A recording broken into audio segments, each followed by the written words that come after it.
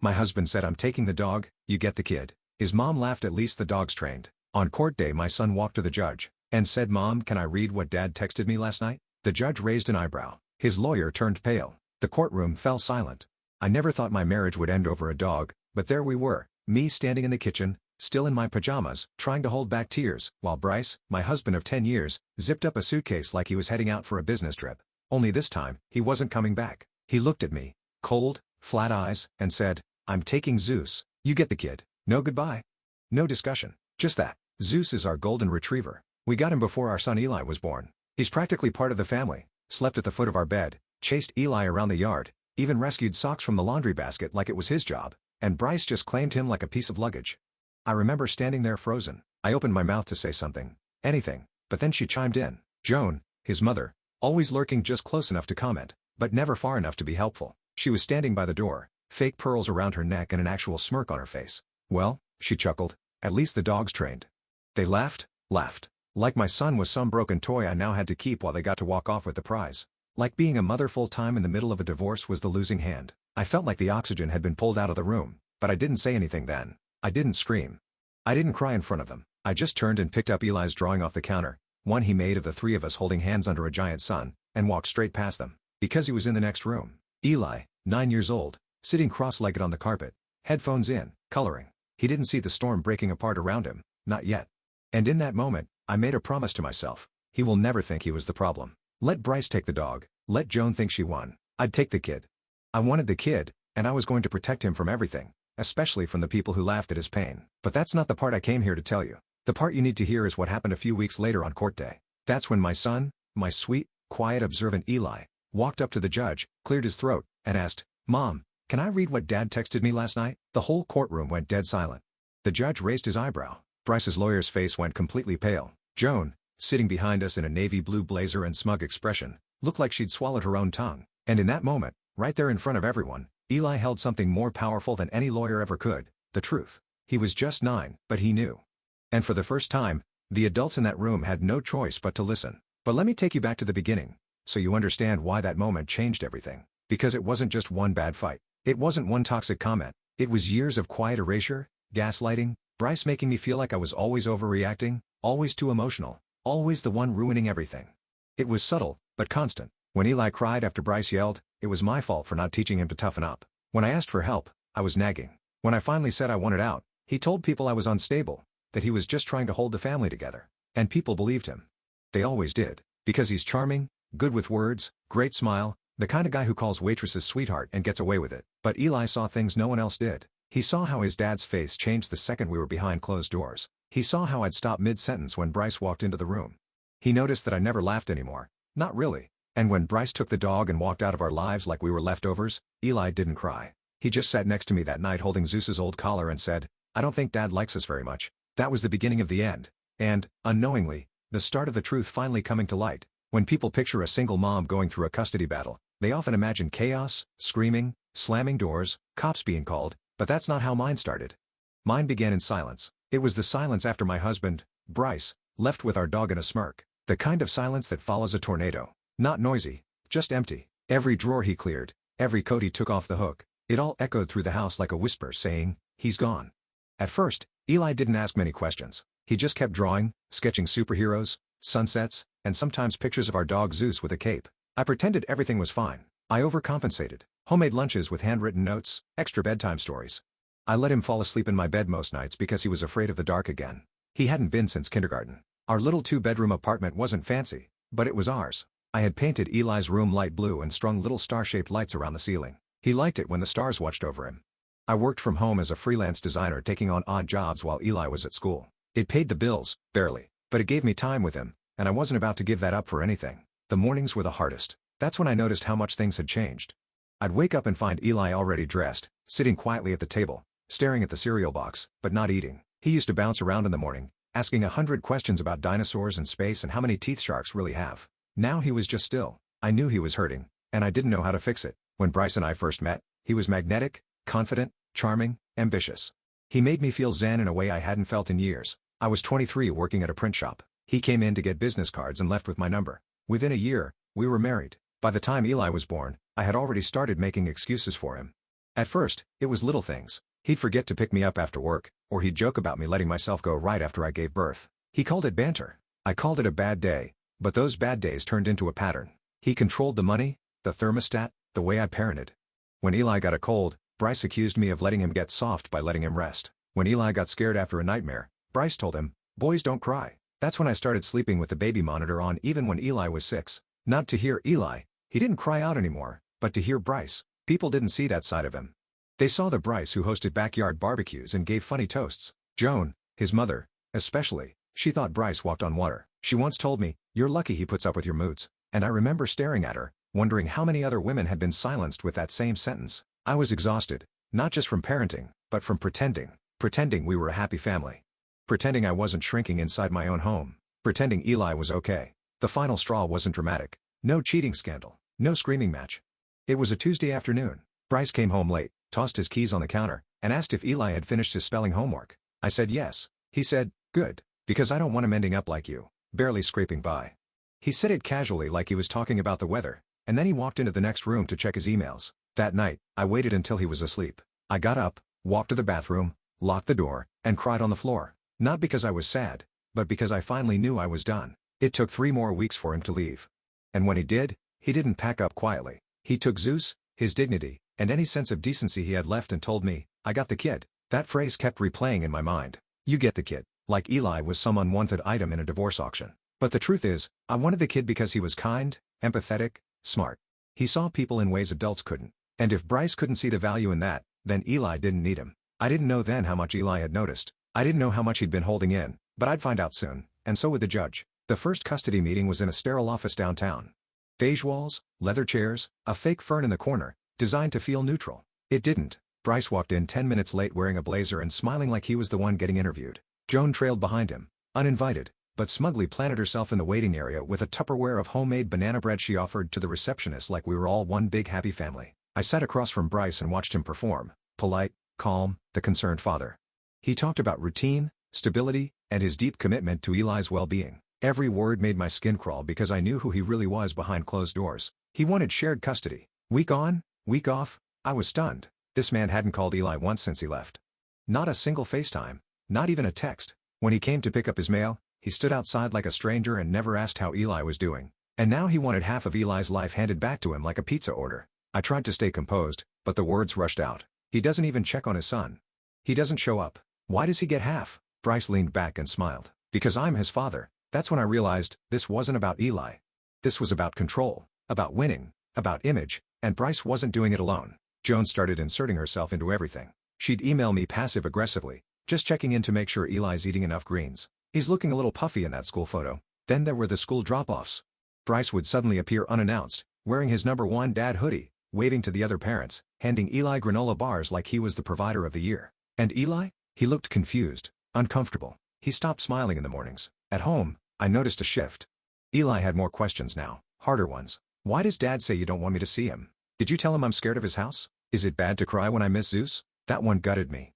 He missed the dog so badly, he'd started drawing Zeus into family photos. Except now, Zeus was always standing between me and Eli, almost like a protector. One night, Eli came to me and whispered, "Dad told me not to tell you, but he says you cry too much and I'll be messed up if I live with you all the time." I sat down on the floor in the hallway and just held him. I didn't cry. I wanted to, but I couldn't afford to give Bryce that satisfaction. Instead, I documented everything. I kept a journal, saved screenshots of every manipulative message. I made copies of the few emails Joan slipped up and sent directly. Things like, "If Eli doesn't learn discipline, he'll end up like your side of the family."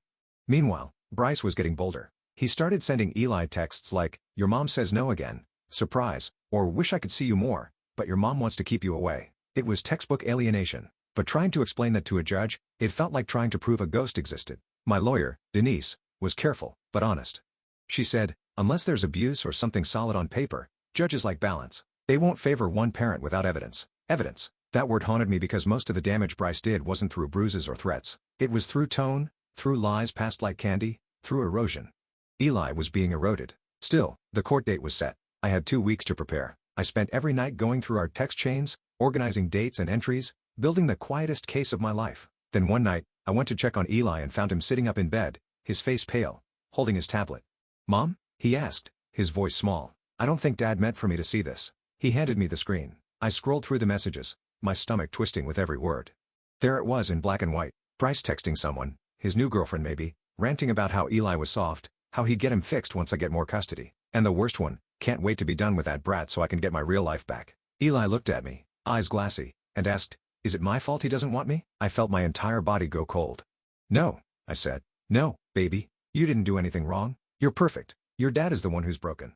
That night, I knew we had our evidence, not just for the judge, but for Eli. He deserved to be heard, and soon he would be. The night Eli showed me those texts from Bryce, something inside me shifted. Up until that moment, I'd been fighting to survive the storm, but now I wasn't just reacting. I was ready to fight back.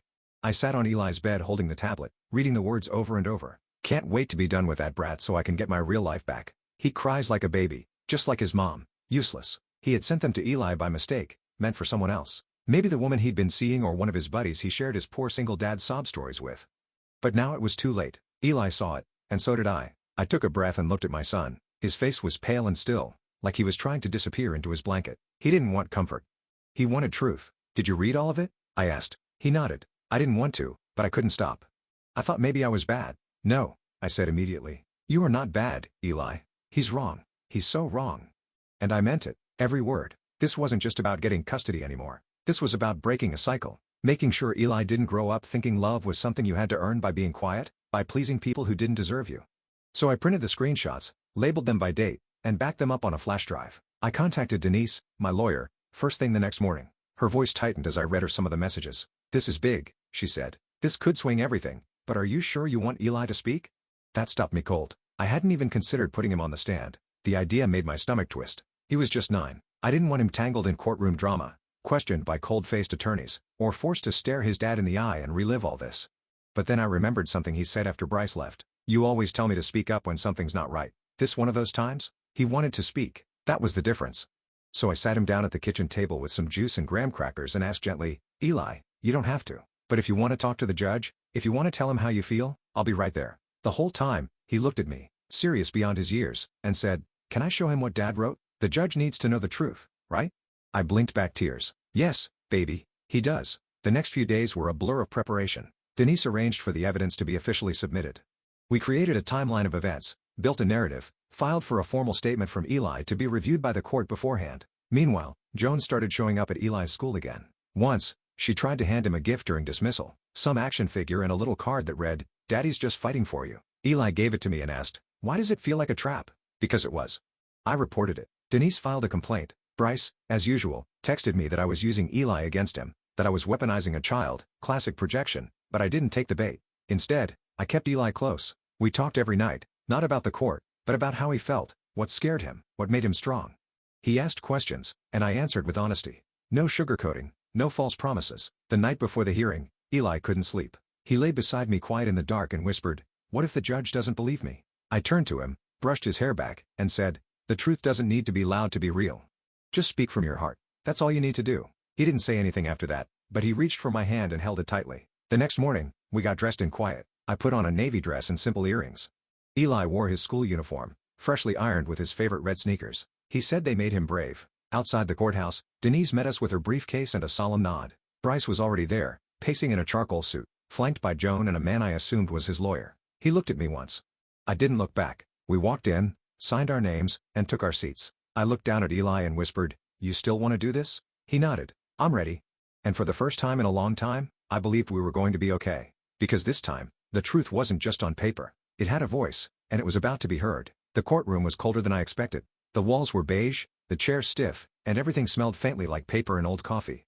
Still, it was the quiet that I remember most. That thick waiting silence before a judge enters, the kind where you can hear the rustle of every paper and the beat of your own heart. Eli sat next to me at the petitioner's table, swinging his feet just above the floor, trying to look brave. He held his small notebook in his lap, the one where we had practiced his statement just in case. His red sneakers peeked out from under his pressed pants, and I could see how tightly he was clenching his fingers. Across the room, Bryce sat upright, perfectly rehearsed in his tailored suit. He glanced at Eli once, but quickly looked away. Joan sat behind him, lips tight, eyes scanning the room like she was the one being judged. When the judge finally walked in, everyone rose. He looked down at the file before him, our case number, names, and the stack of documents we'd submitted over the last few months. He didn't smile. He didn't need to. After the formalities, Bryce's lawyer stood to speak first. She was polished and confident, laying out a narrative I had heard 100 times. "Mr. Carter seeks equal parenting time. emphasizing routine and emotional balance for the child. He has demonstrated consistent interest in Eli's well-being. Consistent interest? He hadn't called Eli on his birthday, hadn't asked about his allergies, didn't even know Eli still slept with his nightlight, clenched my jaw and stayed silent. Then it was our turn. Denise stood with measured calm. Your Honor, we are requesting primary physical and legal custody. We have submitted documented evidence showing concerning communication and behavior on Mr. Carter's part, including messages sent to the minor. The judge raised an eyebrow. To the child? Denise nodded. Yes, Your Honor. And with the court's permission, Eli would like to speak. There was a pause, a real pause. The judge leaned slightly forward. Are you sure, son? Eli glanced up at me. I gave the smallest nod and he slowly stood. I want to say something, he said, his voice soft but clear. The judge gestured him forward. Come on up, Eli. Take your time. He walked slowly to the front of the courtroom, notebook in hand. His hands trembled, but he stood tall, taller than I'd ever seen him stand. He opened the notebook and took a breath. My dad sent me some messages. I wasn't supposed to see them, but I did, and I think the judge should know. The room went still. Denise handed the bailiff the printed screenshots. The judge flipped through the pages as Eli read the words aloud from his copy. Can't wait to be done with that brat so I can get my real life back, Eli read, his voice catching. He looked at the judge. He was talking about me. A gasp came from somewhere in the gallery. Joan shifted in her seat, suddenly pale. Bryce's lawyer turned to him, her mouth slightly open. And Bryce? He just sat there, staring at the table, jaw clenched like it might break. Eli kept going. He cries like a baby, just like his mom. Useless. He looked up again. My mom doesn't cry all the time. She's strong. She helps me when I'm scared, and I'm not useless. Silence. The judge folded his hands. Thank you, Eli. That was very brave. Is there anything else you want to tell me? Eli hesitated, then said, I don't want to live in a place where I feel like I'm a problem. I just want to feel safe. And that was it. He walked back to me, and I pulled him close, whispering, You did perfect. He nodded into my shoulder, holding on a little tighter than usual. The judge cleared his throat and looked directly at Bryce. Mr. Carter, he said, his tone sharpened. Do you have any explanation for these messages? Bryce started to speak, but his lawyer quickly interrupted, requesting a brief recess. The judge denied it. I've seen enough, he said firmly. The court's responsibility is to act in the child's best interest. And based on the documentation, testimony, and this child's incredible honesty today, I'm awarding full physical and legal custody to Miss Carter. I didn't cry. Not there. I just closed my eyes and breathed. Bryce didn't argue. He just stared at the floor, cornered by his own words. Joan stood to leave before the hearing was even adjourned, her banana bread optimism gone. And Eli, he reached for my hand and smiled. Can we get pancakes now? He whispered. I laughed. Finally. Absolutely. We didn't talk about the courtroom on the drive home. Eli rolled the window down and let the wind rush through his hair like nothing had just happened. Like he hadn't just exposed the darkest side of his father in front of a judge and a courtroom full of strangers. Like he hadn't just changed the course of both our lives. But that's how kids are. They're built to bounce back even when they shouldn't have to. We stopped at a small diner on the way home. Pancakes, like I promised. He ordered his with whipped cream and chocolate chips. I got coffee and didn't touch it. I just watched him. Every little detail. His tired eyes, the way he used his fork like a spoon, how he laughed when the syrup bottle squeaked. For the first time in months, maybe longer, he looked peaceful. I did okay. He asked mid-bite. You did better than okay, I said. You told the truth. That's the bravest thing anyone can do. He smiled wide, mouth full of pancake, and went back to eating like he'd just won a trophy. And in a way, he had. The final court documents came 2 weeks later, full custody granted to me. Supervised visitation only for Bryce, pending a family therapist's evaluation and ongoing monitoring, which meant he wouldn't be seeing Eli for a long time, maybe not at all unless he made drastic changes. He didn't. Instead, Bryce disappeared from our lives almost overnight. No calls, no texts, no appeals. His lawyer dropped him. Joan never reached out. The last we heard, he'd moved in with someone new across the state and was starting fresh. I guess that's what cowards do. They run. At first, I kept waiting for the other shoe to drop. I thought maybe he'd find a loophole or try to twist things again. But the silence held. And in that silence, something incredible started happening. Eli came back to life. He started drawing again, not just little sketches, but full comic strips with bold colors and wild characters. He made me the hero in one, a cape-wearing mom who saved the day with waffles and truth. I hung it on the fridge like it belonged in a gallery. He began sleeping through the night. No more creeping into my bed at 2 a.m. with nightmares. He laughed more. He asked questions again about space and the ocean and whether dinosaurs had belly buttons. The sparkle was coming back. And me? I started breathing again. Real full breaths. I took on new clients, worked better hours, and started putting money aside for things like soccer cleats and piano lessons, things I couldn't afford when every dollar went to legal fees and therapy. I even joined a book club. Nothing dramatic, just women like me, tired but healing, strong in ways we hadn't known before. People sometimes ask if I hate Bryce, if I'd take him back to court if he ever tried to show up again. The truth, I don't hate him. I don't have space for that anymore.